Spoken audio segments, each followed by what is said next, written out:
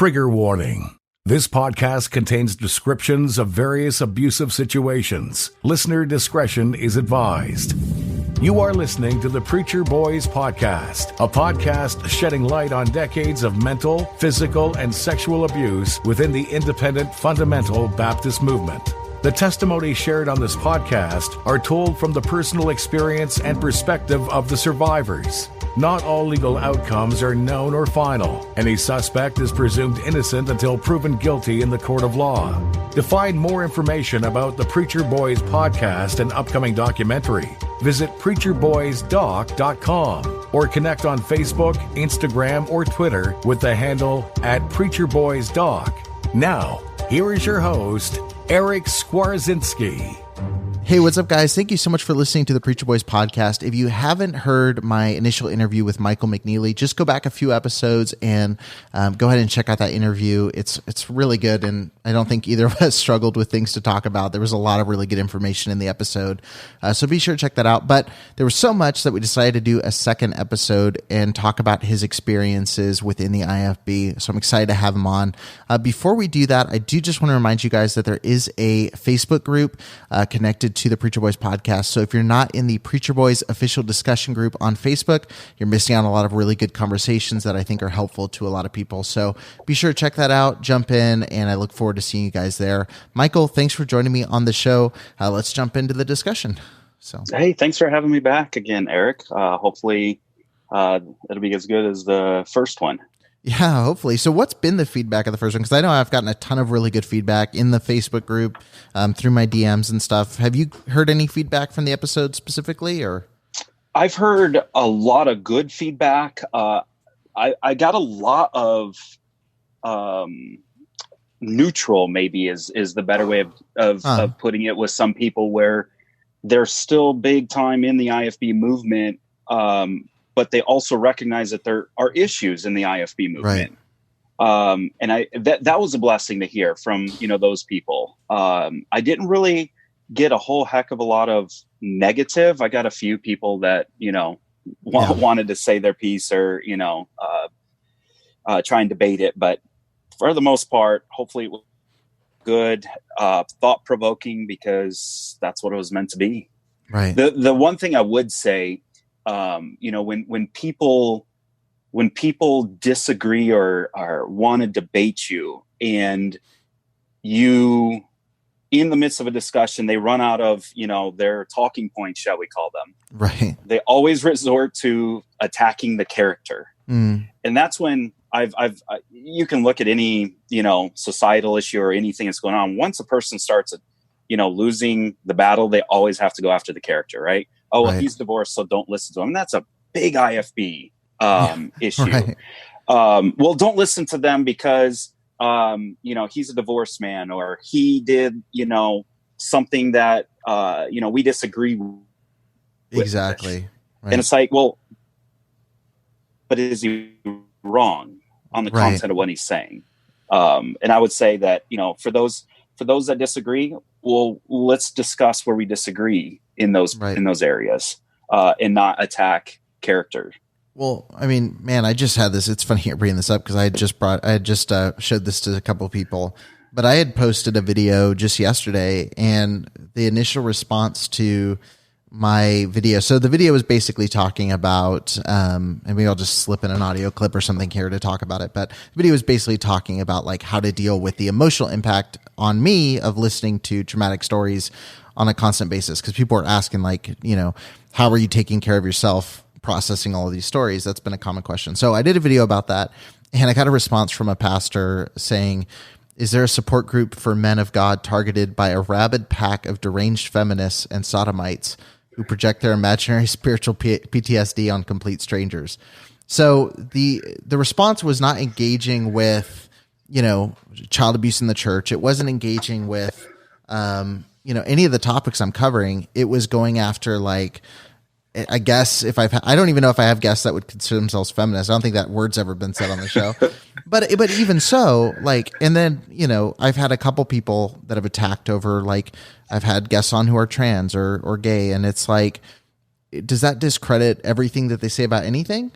If they said, something positive, would you still disagree? So that was a big response that I got. And then there was another video, and it's kind of relevant to this too. There was another video I just saw with a group of 3 pastors, and they were talking about people having they said a burr under their saddle, as far as like feeling that they were hurt or things like that. And they very quickly brushed past sexual abuse. And I think it's because they know that that's a bigger issue than they want to let on. But they went straight to like the idea of spiritual abuse not really being a thing that they've seen. He said, I've been in ministry for like 20 years. I've never seen it. And the one crazy, and this blew my mind last night. So that's why it's fresh in my mind. So we talk about the Catholic Church all the time and the issue of abuse. We talk about, it's systemic abuse in the Catholic Church. I don't know how many times I've heard pastors talk about the Catholic Church and abuse. And so the pastor on this podcast said, hey, the Catholic Church absolutely should be shut down. Systemic abuse, we know that. And then he said, the IFB, I try to find 30 cases, maybe 50 cases, 150 cases.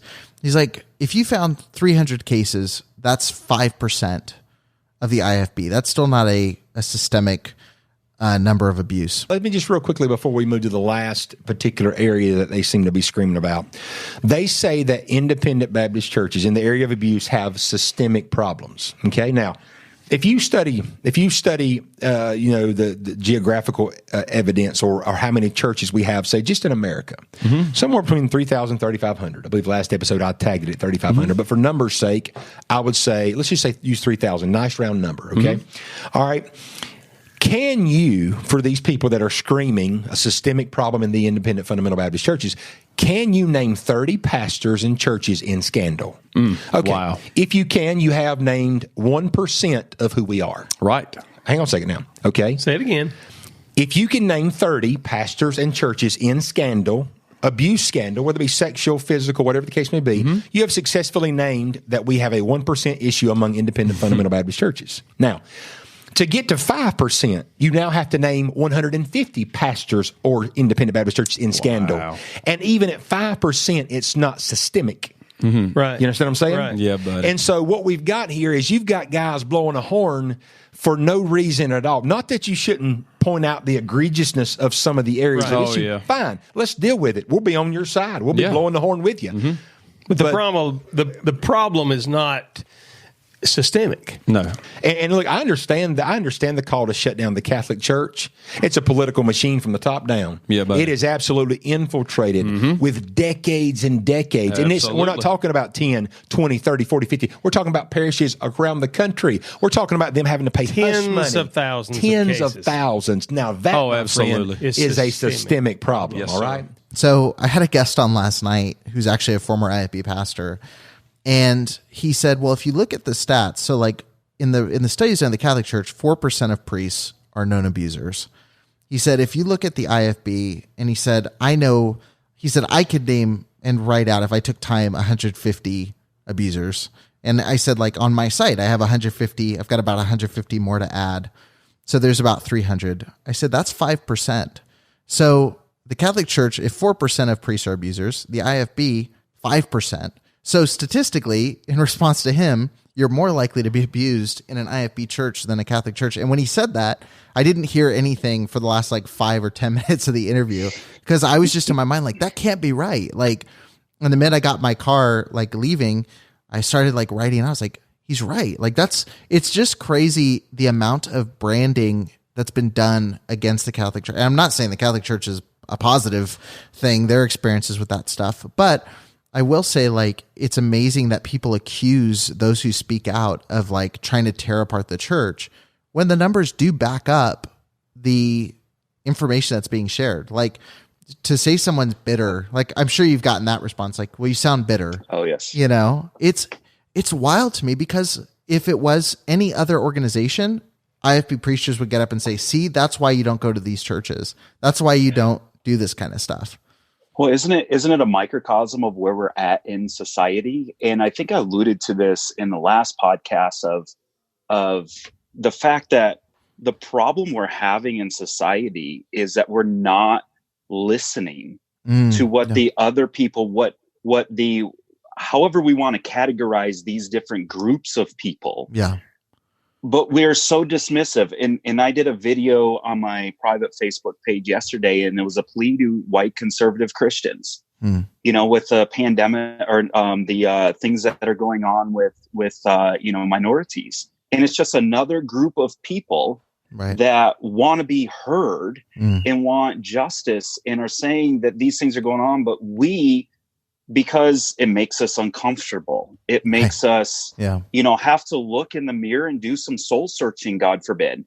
The same people that want to use the fancy words of, if we don't learn from history, history's bound to repeat itself. Well, here we are repeating ourselves again. How often do we have to have these riots for people to listen?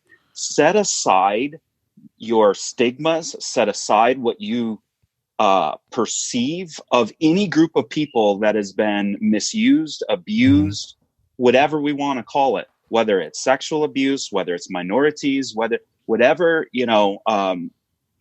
that's my plea to conservative Christians is, if you want to, as you say, make America great again, it's like a marriage relationship. We have to compromise. Right. Because both sides have very valid points. Right. Just because we don't agree with someone's point doesn't mean they're wrong. And here's the big problem with IFB. And I've noticed this, and I've said this a countless number of times to people. We were raised to believe that different was wrong. If somebody believes differently, they're wrong. If somebody dresses differently, they're wrong. If somebody has a guitar on stage, they're wrong. If it's different than what, the man of God says in this pulpit, it's wrong. No, it's not wrong. It's just different. Right. And but we go through life now. Look at all the people that have come from, these even evangelical churches. But more importantly, the IFB churches who are now closed-minded. I'm right. Yeah. You're wrong. You just need, and then we're going to throw the God thing in there to kind of cover our hind end. And, it's like the straw man theory, isn't it? Like, I'm going to invent this guy that I know and tell the story, but you can't debate the guy because the guy's not there to, ask, is this really true? And that's what they do. They throw it all under the heading of, well, God loves all of his children equally and the same. And if you want him to look past your sins and iniquities, IFB people, then stop trying to cast rocks at those that are trying to be heard. And I will say this to make a point on the original, thing that you said with the Catholics. I've got a lot of Catholic friends here in San Diego. Some of the best people I've ever known. Yeah. And I'm telling you right now, I took a step back when that Pennsylvania thing happened with the sexual abuse in Pennsylvania with the priests. I took a step back and I go, you know what? Because I was going through it with my sister, and I'm sure we'll get into that at some point. But how does this other denomination handle sexual abuse? As parishioners, as members of it, what are the thoughts? And I remember we would sit there and I would just ask questions. How do you feel about this? What is your reaction? And man, without hesitation, we stand by the victims. If it was in San Diego, we would be arm in arm with the victims, storming the cardinal or bishop or whoever's in charge of the Diocese of San Diego. We would be storming their office, demanding answers, demanding justice, because it's a blemish on us that this is happening. This isn't real Catholicism. And I'm telling you, they had town hall type meetings at the Catholic churches here where, cardinals were coming in, high up in the Catholic Church were coming in and talking to parishioners, answering questions. And letting the voices be heard of the disgruntledness of, the Catholic Church. And I'm going, oh my gosh, where is this in the independent fundamental Baptist world? Right. Why are we not? Because somehow we think that if we expose it or we allow, this to get out, that it's going to hurt the name of God. Right. Yeah. And we've just devalued a child of God by doing that. Right. We've sacrificed a sexual abuse victim because we, whether out of pride or whether out of, we're going to be embarrassed, or we just don't want God's name to, well, what would God do in that situation? I guarantee you, he'd put his arm around that victim and he would cater to them and not the abusers. Yeah. Yeah. I mean, it's crazy. I mean, you mentioned that, like, and I'm so excited that, especially having grown up near San Diego, like, it's encouraging to hear, like, at least the parish there has a sense of control over that stuff. And, but it's one of those things, like, I just don't see that happening. And look, it's the Southern Baptist Convention, any convention of any large size is going to have problems with abuse. Like, that's a conceit that you have to say, like, that's going to happen. Enough human beings in a room, someone's a bad guy. You know what I mean? Yep. The difference is, and this is where I didn't expect to have this conversation, but we're like, like I said, we have no problem thinking of things to discuss. There's plenty to go over.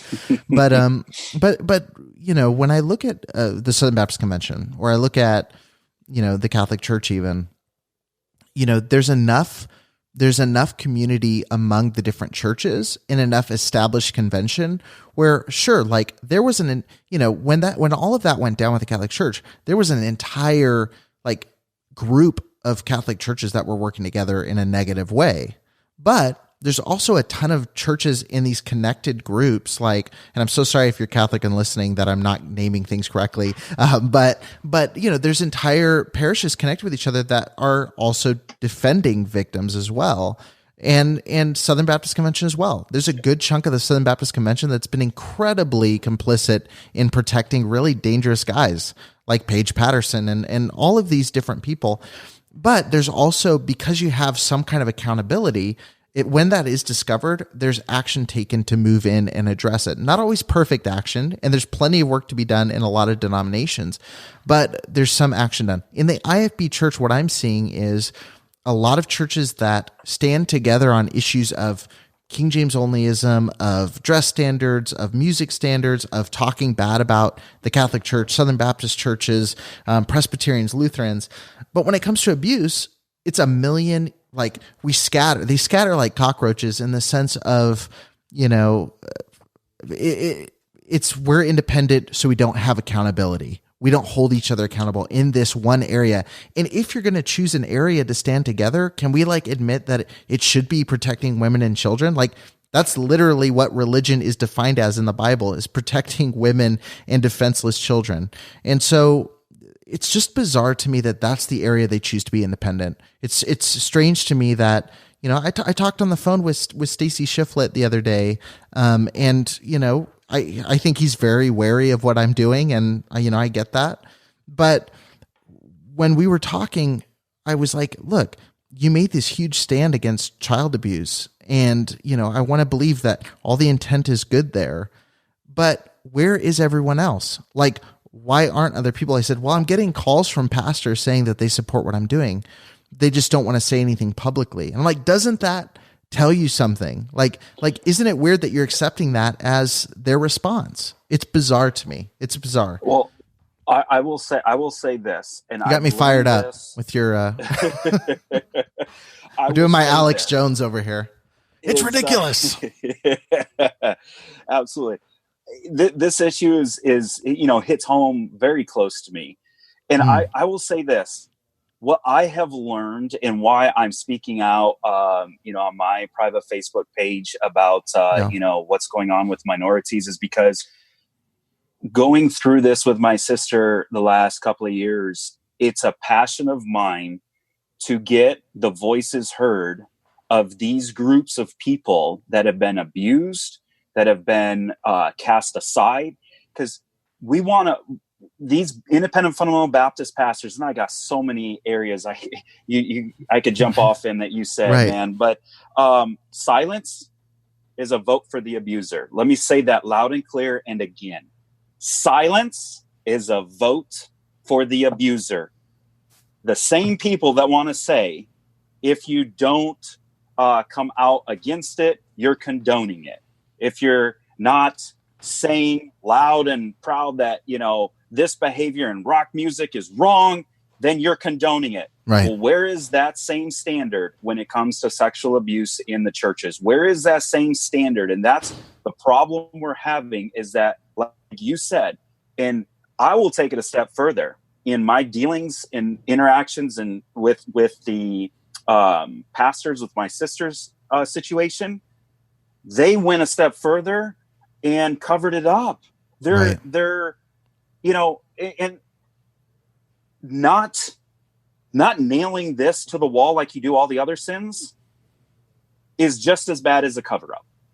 Actively covering it up. Let me just pause there because I'm curious, and you've seen this firsthand, obviously, with someone who's very close to you, and you grew up, like, if anybody should feel protected, it should be somebody at church. If anybody should feel an extra layer of protection, it's someone whose family is on staff at a church. So I have to ask, like, what is the mind, like, and I'm sure there's not even a good answer for this, but what do you see as the mindset that made it this issue that people choose to be so silent on? Why is it that they're willing to be a peculiar people about every topic except for, hey, we have a strong, strict stance of abuse? Like, it's bizarre to me. Because it's a forbidden topic. I mean, you aren't taught the birds and the bees for the most part until you're given a book 2 weeks before your wedding. And, right, I was going to say until you're married. So like a lot of, I've heard independent fundamental Baptist preachers say, if you use the word sex in regards to gender, it's wrong. Like, sex should never come out of the mouth. And so we've made it such a forbidden fruit, coupled with the fact that, let's be honest, guys, pastors, 4 years of seminary doesn't equip you to handle sexual abuse situations. You have zero clue as to how, and it's not something that they can see. And this goes into the mental illness side of things and their viewpoints of mental illness, where if I can't see the broken bone in my arm, then it's something that you just need to pray away. And I get so frustrated with, my family who's like, oh, well, we just need to pray about this. Well, where's the action behind it? So let me ask this, and I'll go, you went through cancer, family member, you went through cancer. Did you pray it away, or did you go to the doctor and get it, chemotherapy? Oh, you went to the doctor and got chemotherapy. Well, then with mental illness, why are you so hell-bent against it? Why do you make these therapists out to be witch doctors when mental illness is an illness and it's real and and it is, you want to talk about a high amount of percentage of mental illness. It comes from the independent fundamental Baptists because, you're told you're not allowed to, have sex before marriage. You're, have to have Matthew, Mark, Luke, and John in between you, but then when young people let their natural bodies take over and they fall into the sin, I'm using quotation marks, fall into sin, they become second-rate citizens. Yeah. Look at how we were taught to view women in our independent fundamental Baptist church. Yeah. They pull all of these verses out that suit them, gloss over the rest, but pull all these verses out that the man is the authority, and then the man of God is the authority of the man. And, we have this whole hierarchy. And here we are in this caste system. You got the children, the abused children, the rebellious children, and the women all way down here. And their voices aren't heard. And if they do try to step up, they get mocked. They get told that they're rebellious. They get labeled with certain things. And nobody wants that label. And so you're stuck in this environment that you're told is the norm, but it's not. And you just feel stuck. And that's when the mental illness starts, happening with a lot of people, because you just can't handle this, especially as teenagers growing up in these things. You're taking young, impressionable men and telling them, objectifying women basically is what we're told to, do. I'm not going to get into, you know, any of the gory details of, you know, how they would describe certain things. But, you know, I remember there was a men's only meeting called when I believe I was in college at the time. It was a men's only meeting, and it was a big debate over, could a husband rape his wife? Is there rape inside of a marriage? And I'm just sitting there going, this is really uncomfortable and unnatural. But they came out and said, no, there's no such thing as that, because she's the property of her husband. Well, and that's like, yeah, that's oh my crazy. Goodness. And I'm sitting there and I'm like, but that's how we objectify people. And so to answer your question, they look at sexual abuse as under the category of sex, and, you know, yes, it's wrong. Yes, it's bad, but we don't want to talk about it. We don't want to bring it up, because then we're going to have to answer questions, and then we're going to have all the members, you know, and now we're talking about sex, and we can't have that happening. And so it's like, you know what, we're just going to, like we do everything else, sweep it under the carpet. We're going to send him off to another independent fundamental Baptist church, or we're going to, you know, because we don't want a black eye on taking him down to the police department and having him arrested. Right. And then we're going to go to the people, the abuse victims, and say, hey, we can't hurt the name of God. So let's just keep this, you know, between ourselves. And I've heard that story multiple times, and I'm sure you have too, you know, dealing with this situation. And so it's a topic they're not equipped to handle. And it's something that actually needs some action behind it, and getting them some real therapy, that they don't believe in that kind of therapy. Yeah. And so that's where we start to get into all of this as to why it's just easier for them. Ignore it and act like it's not even happening. Right. Holy smokes. I should have said buckle up, because we're like blasting through, but I think that you're hitting some good stuff. Like, and one of the things you've kind of hinted at is the idea of like, oh man, I'm looking at the time. I'm like, man, we're going to go into episode 3 of this. No, I was going to say, you're hinting toward the idea of there being just you said a caste system, which I think is a really cool way to define it, because it kind of sums up what it is. So you've got like your obviously your preachers, you know, your preacher boys, you've got your royalty, you've got your, you know, the people who fall in line underneath them, who are like their second in command, like given all the responsibilities with none of the benefit. And then you've got, you know, the people underneath them who are like the faithful church members. Then you've got like the bus kids way at the bottom. You've got, you know, all these different things, and women somewhere next to bus kids as being low on the totem pole. So I think one of the things, like, I don't even know if we're going to get to the Mexico trip on this, but it's one of the things that you brought up that I thought was interesting, is like, it really is, when you don't welcome other perspectives to the conversation, you develop viewpoints that are way skewed. So, you know, you mentioned the minority thing, like when a bunch of white guys, and again, I don't completely subscribe to the idea that, you know, white people can't speak into any topic that's not connected to white people, and vice versa. Black people can. But I do think if a bunch of white people sit down and try to figure out the frustration of the African-American community, it's not going to be an easy task.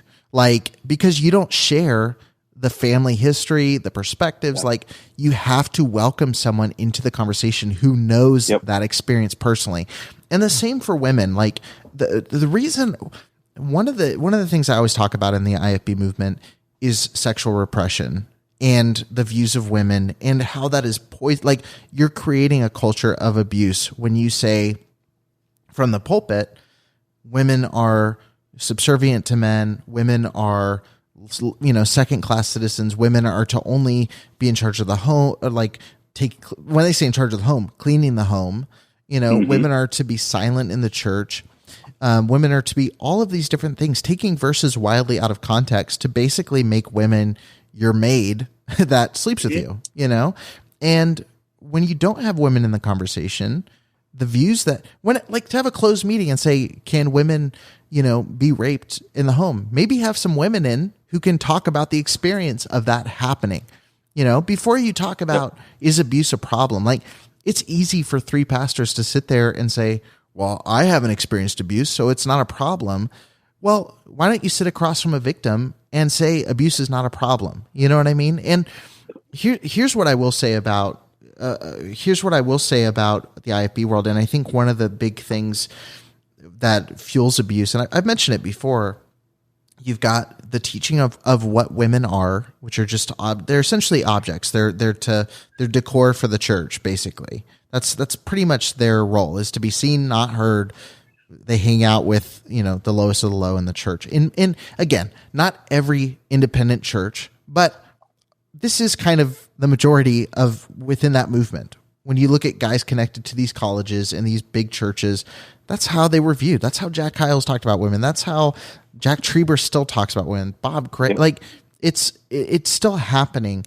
So then you look at guys like this, then they're told not to talk about sex. So you've got guys getting into pornography, which violently objectifies women in a lot of cases. Yep. So between the mix of like fueling yourself on extremely violent images of sexual images with women, then you have a very low view of women as a person, as a human, to the point where they are objects for the man when they get married, which you kind of showed by that conversation. Like, no wonder there's an epidemic of rape and and molestation and sexual abuse within this world, because you're not inviting women to the conversation. Yeah, and you feel trapped when you get caught with the pornography, because you can't go get help from your parents or pastor, because they're going to look down on you. And now we talk about the caste system. Now you're down in the dregs of society because you're viewed that way. And now take what you just said and apply it to all the different issues we're having in society right now. I mean, you brought up a great point, and it's what I said yesterday in my video, and my plea to conservative America, and Christians, is we get so hung up on the what that we forget to ask the question why. Yeah. We get so hung up on, and until we can get to the why and discuss the why this is happening, we are not going to change. We're going to repeat history. And that's my plea to anybody, is let's stop focusing. I think we can all agree what happened with the rioting and the murder is wrong. We can agree the what, but we're all focused on the what right now. We're all because you've got your Christian conservatives that are saying, well, they're just feeding right into my stereotype of them. And then you've got this other side that says, hey, this is our voice. This is how you white people hear us. This is the only way you're going to hear. But we're not discussing the why. And it's the same with the churches that you're saying. Until we sit down and we have people who have gone through this and we start discussing the why, and this is where I fault IFB preachers who are reaching out to your friend and saying, we support you, but we don't want to. Why? You have no problem nailing the issue of pants on women to the to the wall. Why? What's worse, a pants on a woman or your daughter? But until it reaches us personally, it's easy for us to be lazy and just, you know what, I'm not going to do my homework and sit down and talk, because it's going to require me looking in that mirror and going, I was wrong. I have to rethink some of these things. Right. Well, you don't see a post about racism until it comes to a riot. And then you see a posting. It's interesting you brought that up, and I already know there's going to be, because this is an issue. I did one episode where we talked about racism in the church, and I got the most, like, even from people who appreciated this talk about abuse, like they were like, racism not an issue in the church. I was like, I don't know where you went to church, but I think racism's a problem everywhere, and by being everywhere, it's also in the church. So I think it's fair to talk about. I didn't see it in my church as much almost at all. I saw it in other churches. I saw it in, with guest speakers sometimes. But it is a big issue in a lot of these churches. But what I will say is this, and you really hit on this, it's an interesting point, is that we don't worry about the conversation until it happens to us. And then we have to sit down. And again, like you said, what versus why is a huge one. Like, again, I don't condone looting and burning things down. And like, obviously, like, and I think the majority, like, would not agree with that. You know what I mean? But here's what I will say, though. And same thing. There's people who leave the IFB who do things I feel out of anger. I feel like they handle some things wrongly in the way that they address the issues in the IFB. people who do threaten violence, people who do all of that stuff. I say that is like, that's undisputably wrong. But what I will say is, you have to look at why they are responding that way. Yep. The responsibility is on them for what they're doing. But it's funny. It was actually, this is such a me thing. It took as usual, it took a movie for me to understand this. But I remember I was watching Straight Outta Compton because I love, well, whatever. I'll get hate for that. I love rap. So I had to watch Straight Outta Compton. I'm like a huge rap fan. That's something that people don't know. So now you know that. So I was watching the movie and they deal with the Rodney King incident. And cause that was a big thing that happened. I mean, that was a huge part of the story. And that was I'd always heard it mentioned, like the Rodney King riots. Like I'm 25, so I hear that thrown out, and I don't have any. I wasn't conscious of that stuff at the time, obviously, and so I sit there and I would always hear it thrown out. But then watching the movie, understanding, because they really show that perspective, and then doing like my own, like watching news clips from the time, watching the stories from the time, I was thinking for the first time, like, okay, when I feel endangered or when I feel like my rights are being violated or I'm not safe, I go to the police. That's what I've always been taught to do. I go to the police and, they bring justice. So then I'm watching the movie, I'm watching and reading some of this stuff. And I told my wife, I said, look, the Rodney King riots were not a good thing. Like there was a lot of horrible, horrible things that happened during that time. But I said, you also have to look and say, if you spend decades and centuries of your family throughout history has not been able to go to the law for justice, what do you do to make your voice heard? And I told her, I said, I don't think that is the right answer, but if I was sitting in their shoes, I don't know what my response would be. Like, I'm not going to fault them for the answer. That's exactly. I may not agree with their answer, but I'm also not going to fault them. Man, I'm going to get so much hate on this episode. I already know. There's certain topics where I said this during the episode on race.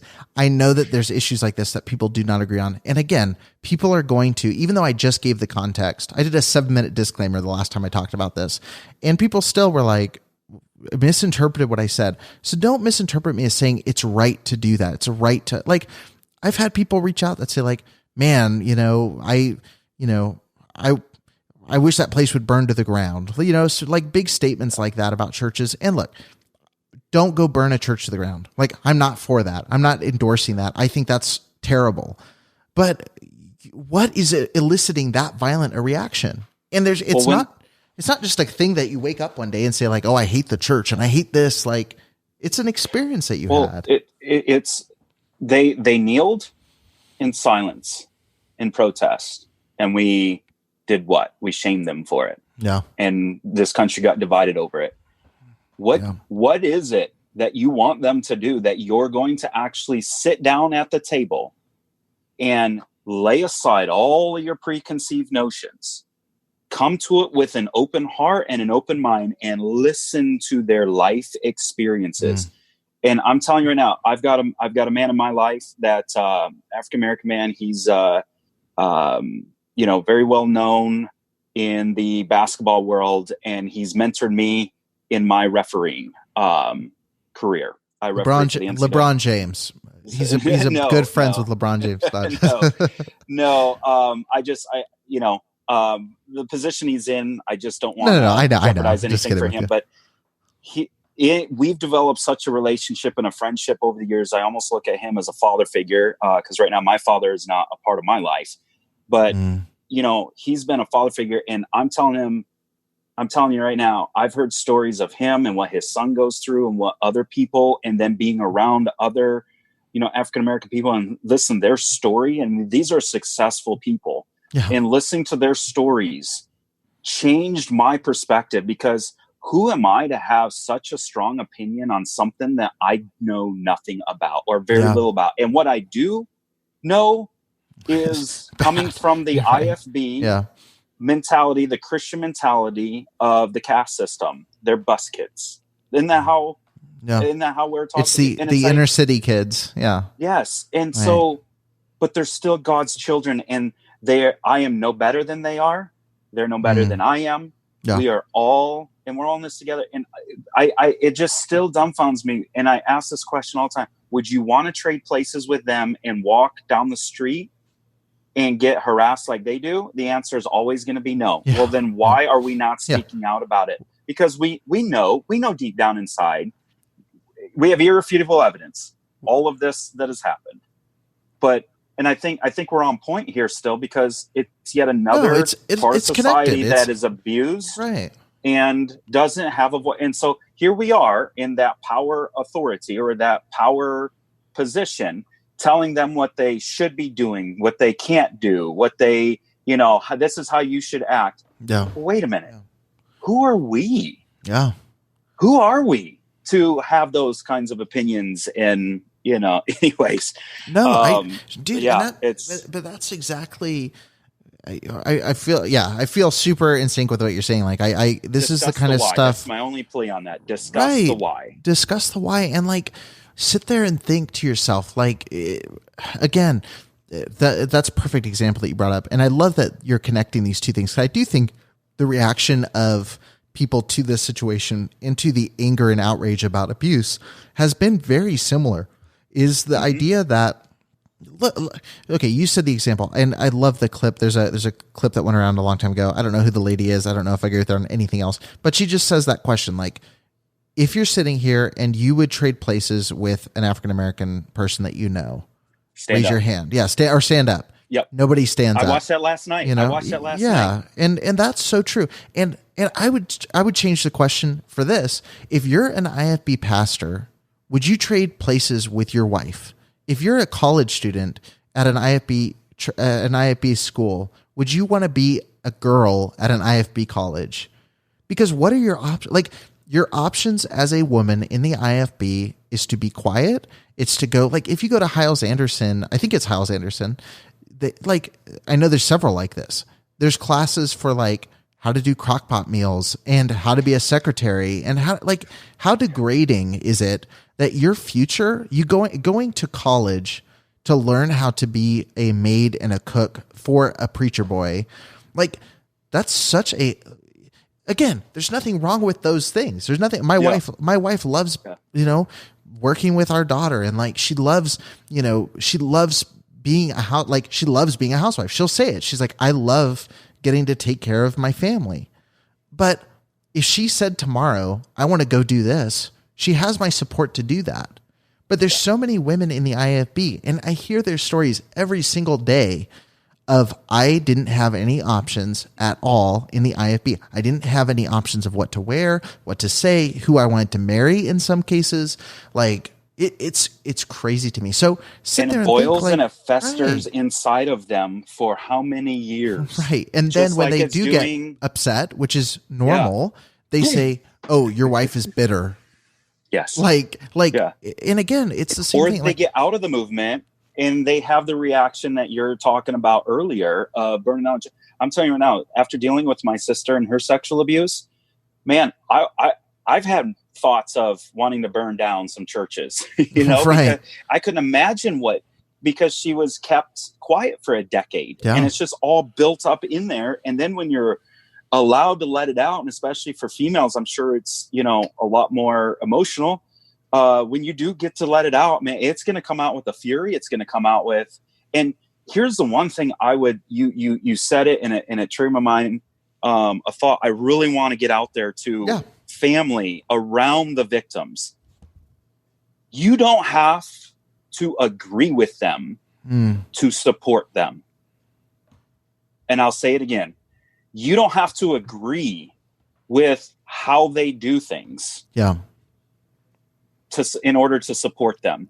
We can support them with and still disagree with them. Right. And it is so important that as family, as friends that surround these victims, to understand there are things that my sister did that I don't agree with, but she has 100% my support, because I support her and her story. And for some reason in the IFB world, we can't, the two have to be together. If you have to do what I agree with in order to gain my support. Hey, that's an abusive relationship. Bingo. That's Bingo. That's the definition of abuse. We're keeping the abuse going long after the abuse has happened. Yeah. By doing those types of things, bro, by silencing them, by telling them they can't tell their story, or, we are perpetuating the abuse long after the abuse has happened. And that's the problem I have with the IFB world, the problem with people that want to silence or, go after the character of a woman. Oh, well, and you know what, Eric, why is it always the woman when you got a boy and a girl in having sex before marriage? Why is it always the girl, the woman sent to the boarding school? They're the temptress, bro.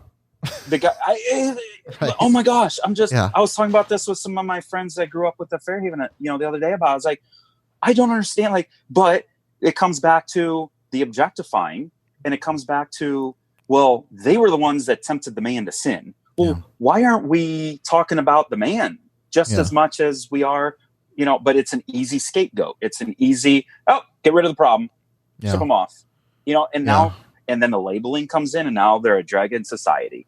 Yeah. And how does that make them feel? Yeah, man, it's crazy. And I say that I already said it, but it blows my mind. When I have people on, look, I'm still in many ways an Orthodox Christian. And I would say theologically, I'm probably more Orthodox as far as church history than IFB churches are. And even though I know they would disagree with me on that, I would say I'm probably closer to what historical Christianity looks like on a theological level. But what I will say is this, it blows my mind when I have someone on who's an atheist, or when I have someone on who has any belief system outside of traditional IFB theology. I get people saying, that's a bridge too far. I'm unsubscribing. I'm not watching the show. I'm not going to listen to it. I can't, one guy left a review. It said, guess, ? And it said, as a pastor, I was listening to the show until you decided to have, I think that was one. He said, until you decided to have a trans guest on. And it's so because you disagree with their sexual orientation, their entire story is completely discredited in your mind.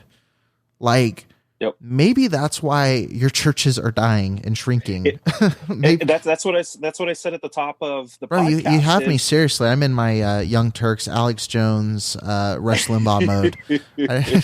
You pushed all the right buttons today. It's exactly what I said at the top of the thing, where they can't argue or debate or discuss. So they've got to discredit you somehow. So they're going to attack. Oh, well, he's divorced, or oh, well, he listens to that type of music, or he has a trans guy. So that takes away from what the person is saying, and goes back to what I said before. You're focused on the what and not on the why. And until we can move off of the what, and we can learn some things. You know what? I don't even agree with myself 100% of the time. How the heck am I supposed to expect other people to agree with me? Right. It's but I 2 ears, 1 mouth for a reason. Let's listen twice as much as we speak. And coming from somebody that, shoots from the hip a lot of times, it's something that I'm trying to work on, but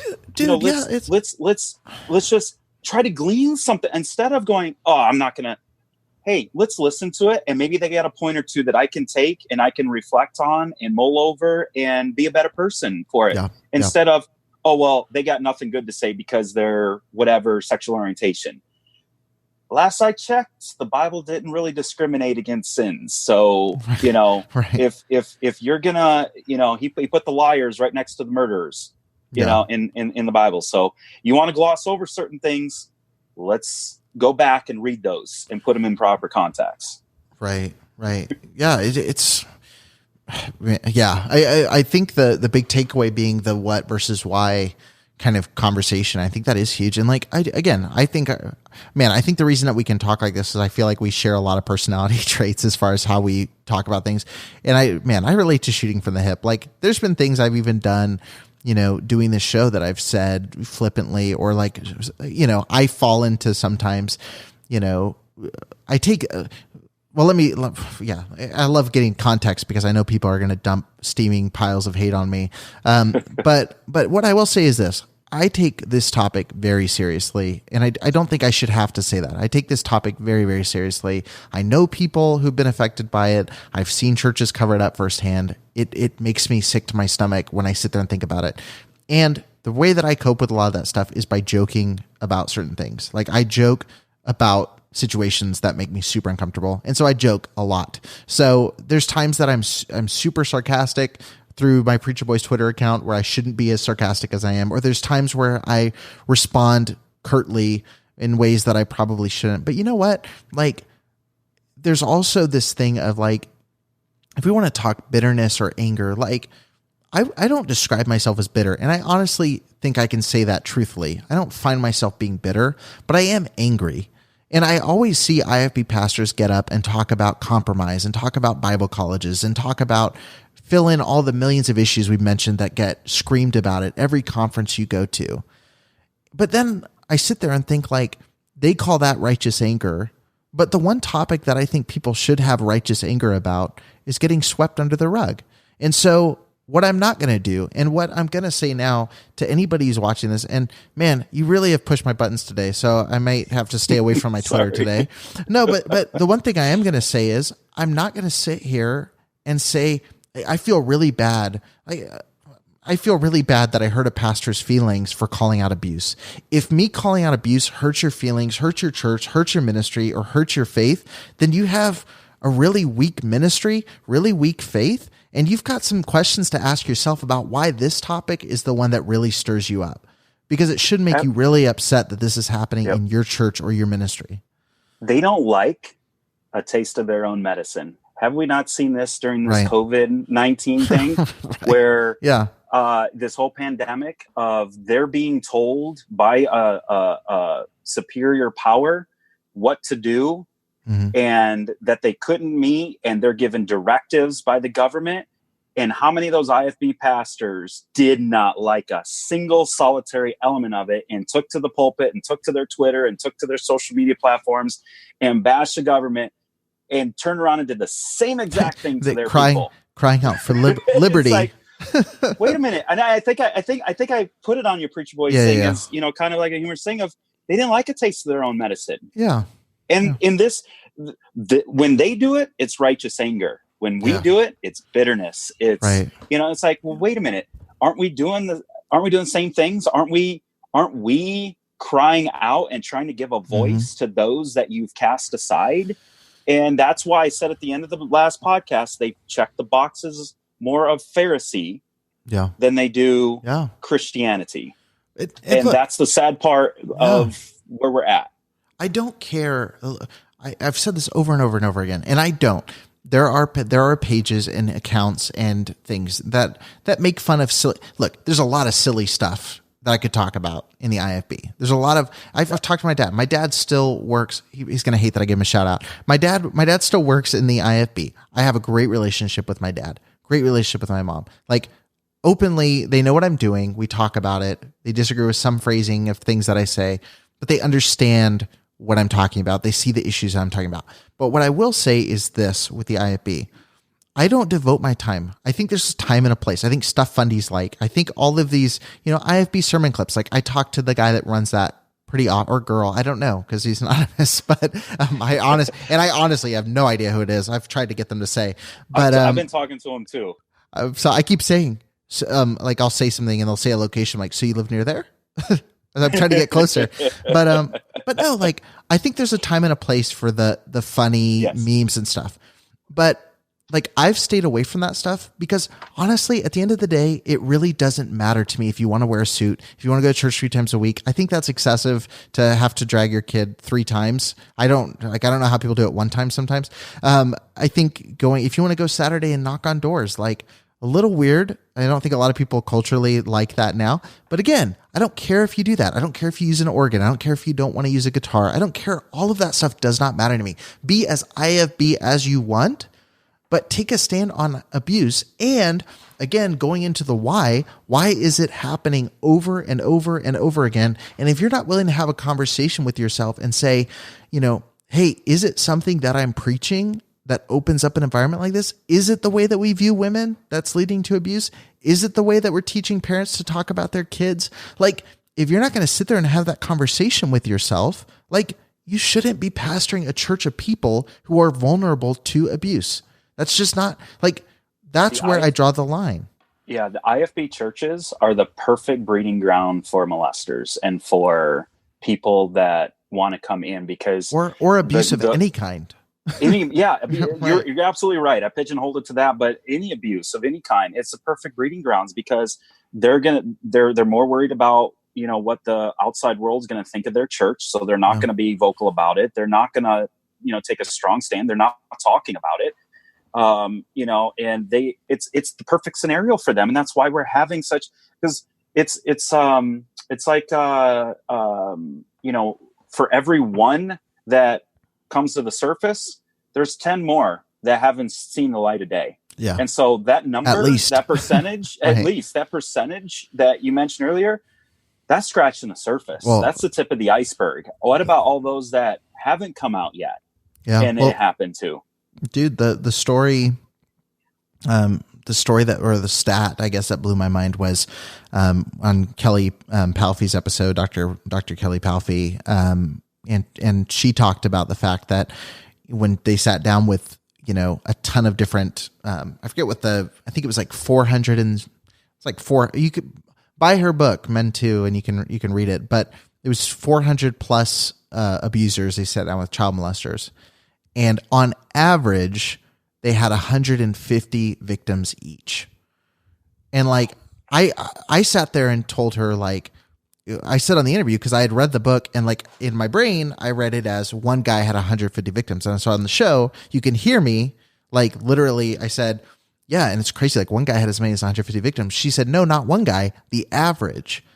And like, when she said that, it was like, I started thinking, and I was like, okay, so for every case that's not been reported for 20 years, 30 years, or, you know, how many victims could some of these guys have?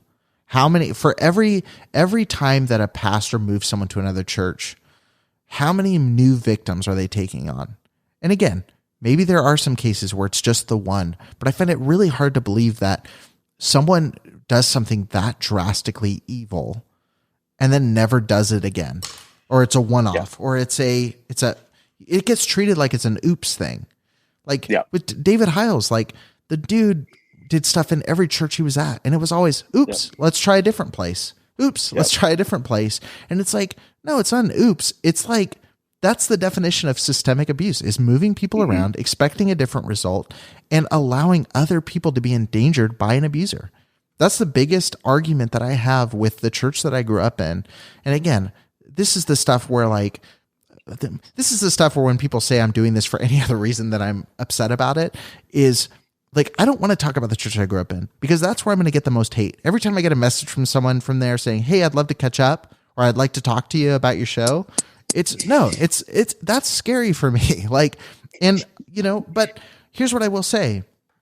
The guy that first burst my bubble that abuse can happen in churches is still starting off the live streams at the church I grew up in. He's still leading the music at the church I grew up in. And I don't understand. I'll never understand. I love my parents. I have utmost respect for them. But I never understand how you stay at a church that platforms an abuser in a public way. I don't understand. And again, I'll say that to their face. I say it every time that I go down and see them. I say that all the time. I'm not just saying that because I'm on a podcast or because I built a wall around myself. And like, that is a real thing that needs to be addressed. And you should be able to ask people that. Well, and no, absolutely. I'm right there with you, because I've been going through the last few years with my sister, and I don't think we have, you know, a ton of time to delve into it. But I will say this. My sister's abuser is the children's church pastor. Like, how in the world? And the pastor has known for a decade, denied the fact that he was called the children's church pastor, denied it all over the place. No, it's not true. It's not true. And then when my sister's, case got dropped, first live stream after the case got dropped, looks right in the camera and says, our children's church pastor, and then introduces, the abuser. I mean, and what goes into, he didn't, and oh, by the way, let's not forget to mention that in all of these states, you pastors are mandated reporters. Yeah. Yeah. Legally. Let's not forget even if that you don't have any legally, moral credibility, your legal responsibility. You are legally obligated when you know you are supposed to report it. And, he's my sister and, that whole situation. Nope. He knew. And he's like, well, he's reformed now. Oh, okay. He's reformed. Okay. Why are you putting him in charge of children? That was my question to him. Why are you putting him in charge of children? If he did it to a child, if a church, I've said this before, if a church treasurer was stealing money, restore them. You're never going to put them in charge of money again. Yeah. That's going to be a boundary you set. And every pastor watching this, I know that there's people watching this. I know you would say, if I just totally isolated from the show, someone said, hey, my treasurer was stealing money, but they've repented, they've confessed, we're working with them. We're thinking about putting them in charge of all of our finances again. Every pastor would say, I don't think that's a wise decision. That's at the kindest, most charitable way they would say it. I don't think that's a wise decision. They'd probably say it's a stupid decision. If I say to a pastor and say, man, he was at another church, abused a child, and he's really, he's done some counseling, we're ready to put him back. Why is there not that same pushback to say, maybe it's not smart to have him at your high school football game or at your preschooler, event, or filming at youth activities, or A, B, C, D, E, F, G, like all these different things. How come it's like, oh, they're restored, let's put them back? It doesn't make it doesn't make sense. It doesn't make sense to me that you would do that, because you wouldn't do it in any other area of your church. There's no other thing that I can imagine where that gets brushed off so easily and quickly. Well, and this is where they're losing a lot of credibility from you, myself, a lot of people out there that are leaving in mass droves, is because when you're so vocal about everything and have to have an opinion on everything, you set yourself up for a hypocritical stance, because there's going to come a point in time, like you're talking about, where you're going to have a chance to step up, but it doesn't suit your narrative, or it doesn't, it's going to fly in the face of what you've been saying all along. Yeah. So you're just going to go silent on it. And I'm going to say it again. Silence condones abuse. Silence and not preaching out about it, whether it's abusive relationships, within a marriage, whether it's sexual abuse, whether it's the abuse to minorities, whatever it is in society, if we don't get out there and aren't vocal about it and saying this is wrong and giving a voice to those that are not being heard, then we are condoning it. Right. And that is my challenge to all the pastors. And don't get up on Sunday morning, and I don't want to hear all of your pro-life stances when it comes to abortions if you're not going to be pro-life when it comes to minorities in this country. So if you're not going to start preaching against all the sins equally, then you need to step down from the pulpit, your bully pulpit, and you need to start educating yourself and learning about all this, and start having discussions, not debates. We do way too much debates, discussions, and I challenge the pastors, go out and find some minorities to come in and talk about racism. Don't talk about it yourself. Have some minorities come in and talk about racism. Have sexual abuse victims come in and talk about what they've gone through. That'd be huge. Yeah. We would start seeing a change, drastic change. I don't think they want change, to be honest with you, Eric. I think it's just easier for them to be lazy and go, you know what? The issue isn't touching me. I'm not going to discuss. I'm going to be silent on it. But hey, I'm going to hit the DMs of the guy who is doing it in support. Right. Yeah. Yeah. That's coward. I mean, I'll just wrap up by saying, and again, we could talk for hours, and next time in California, I think we just got to get together in person if all this stuff is passed. And absolutely. But I'll just say this: if you're going to just sit there and you said it, silence is a vote for the abuser. If you're going to sit there and watch and support from afar, or if you're a pastor and you're going to, if you're a pastor and you're going to get up in front of your congregation and blast on everybody about there being pedophiles in other churches, but you're not going to take a stand for a specific victim, and you're not going to specifically give a platform for people to speak out, you're still being complicit in abuse. I'm seeing pastors, I'm seeing these podcasts, I'm seeing people tweet, I'm seeing all this stuff where they're going out and saying, I adamantly oppose child abuse.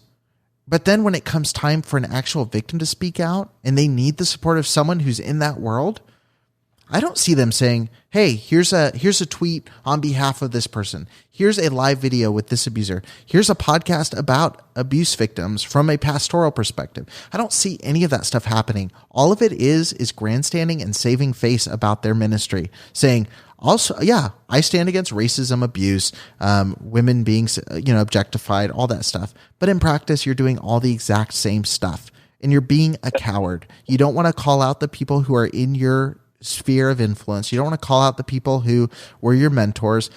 Look, there's a way to do it. And if you calling out abuse, again, if you calling out abuse hurts your church, hurts the people you affiliate with, hurts the pastors that you respect and look up to, find different people to look up to and respect. Like, if that's the issue that you're worried about, you're in the wrong movement. And if you think that taking a stand about abuse is going to mean you're not invited to speak at Jack Treber's church for a conference, maybe that tells you something. Like, check your Christianity. Go back and reread the Bible. Where did Jesus go when he hit a city? It wasn't the synagogue. Right. It was the abused victims that he went and ministered to. And isn't that what a real pastor, a real clergyman is supposed to do, is get into get down with these victims and help them up and get into the mud with them. Yeah. Instead, we just push their head further down so that we don't have to do it. And it's, you said it very beautifully. And I will just add to, what you said, is that they want to feel good about themselves and convince themselves that they are taking a stand and that they are against racism by just vocally saying, I'm against it.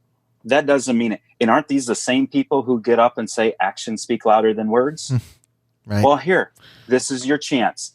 This is your opportunity in society with all these current event issues to take a step back, to stop trying to point out the what and discuss the why. And I think our churches would be better for it. Our people would be better for it. We would start seeing changes, and our country would be way better off. It's not, and I've said this before, history is written by the conquerors. History is written by those who conquered, and they're going to gloss over the things, how they did it. Yeah.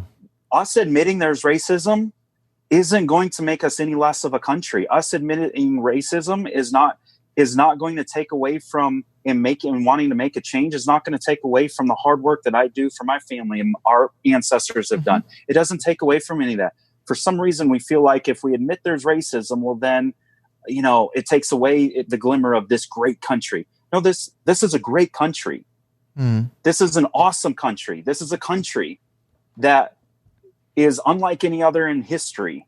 Yeah. But we still have to address the scars and discuss the scars. And until we can do that, we're going to repeat this cycle. Well, talking about that, it's talking about the bad does not negate any of the good. It does not. The fact that you're unwilling to talk about the bad makes everything else come into question. There's a really great song. Again, I don't know why rap is coming up in this conversation, but I love I love this.